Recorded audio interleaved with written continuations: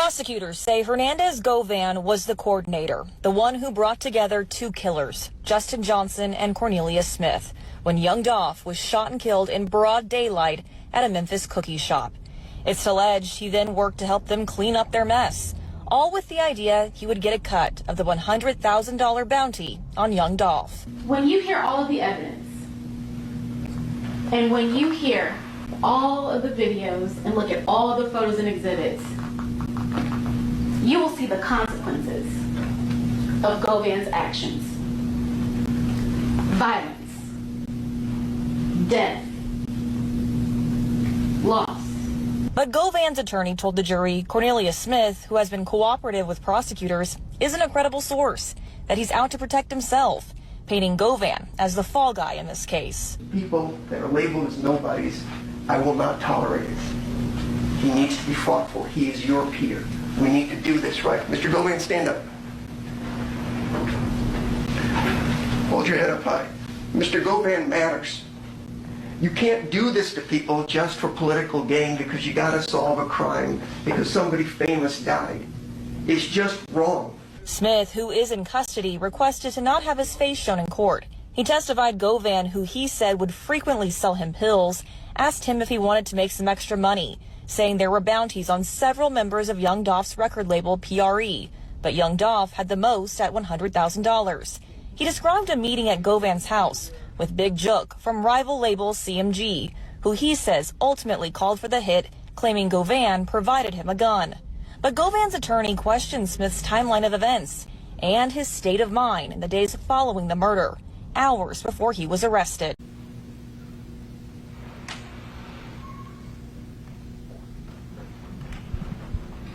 Could you see who was inside of the cookie store from once you got out of the car?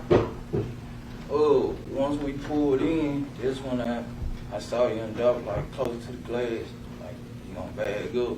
That's when I saw where he was at, like location in the store, where his location was inside the store.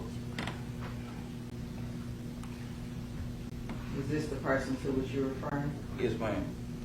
Day 2 of the trial for Hernandez Govan focused on a woman who said she was the girlfriend of one of the admitted gunmen, Cornelius Smith. After taking to the stand, she began swaying in her chair as she told the court after receiving a call from Smith, she picked him up at a Whitehaven apartment complex. Prosecutors showed surveillance photos. The help she offered did not end there. The witness actually telling the court she drove Cornelius Smith to meet up with Govan following the shooting. Take a listen. Govan got out of the car and they walked to the back and they was talking. I didn't hear the conversation because I was in my car. That meetup, she says, was at a car wash along Lamar Avenue. She, along with Cornelius Smith, who was also shot during that attack on young Dolph as he was hit in the shoulder, eventually made their way to Smith's father's home. He changed clothes and he went in the bathroom. I was sitting in his bedroom and he passed out.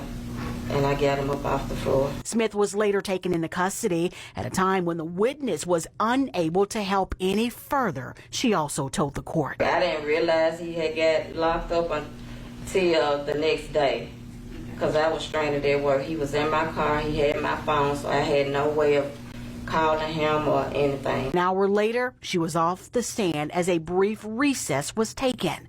Reporting for your news leader at the Criminal Justice Center, Jarita Patterson, WREG, News Channel 3.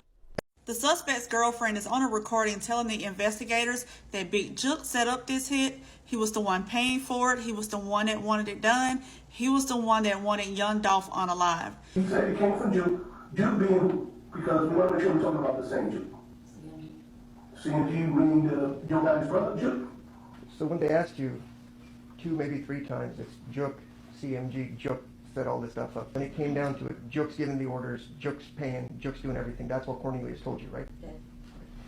The one that asked him to kill to kill Dolph. No, but when you said he told you.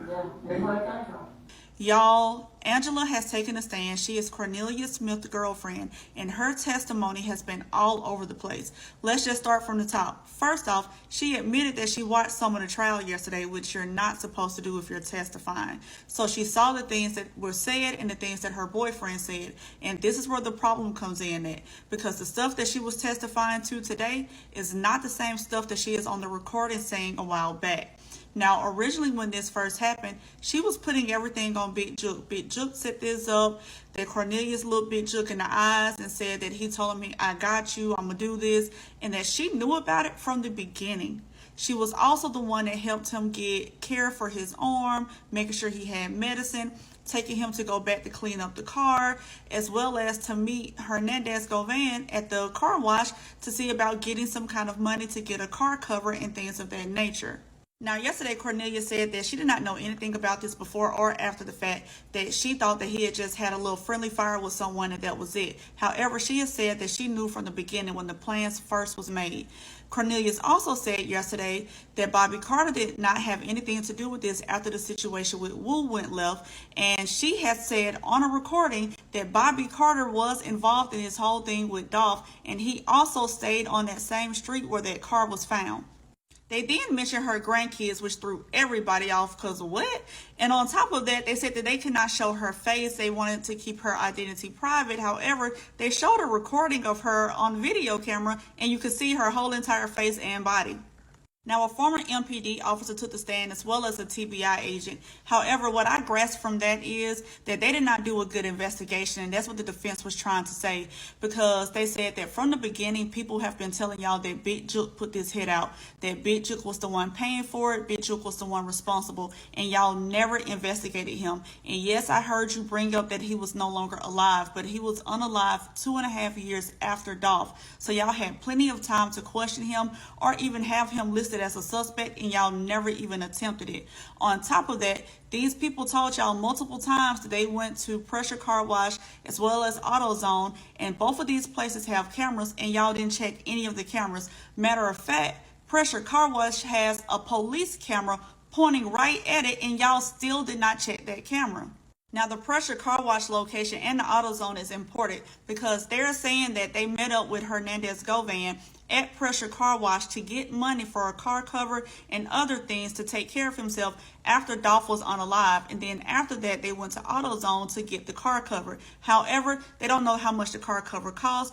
They don't remember any details about it. And the police never even checked to see if those people actually went there. Right now, we are on lunch. As soon as I have some more information at the end of today, I'll give y'all another update. Man, y'all ain't been watching this fucking murder trial about young Dolph, man? Hey, look at this fella right here. As you can see, this nigga don't even look like the same person no more. You tell this nigga been stressing out. But guess what, though? I'm going to talk about the other dude. His name Cornelius Smith.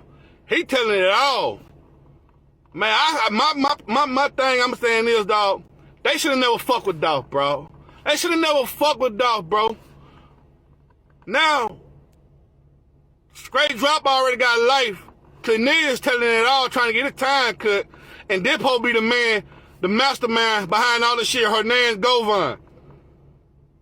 Boy, this shit this trial, man, is, woo, wee.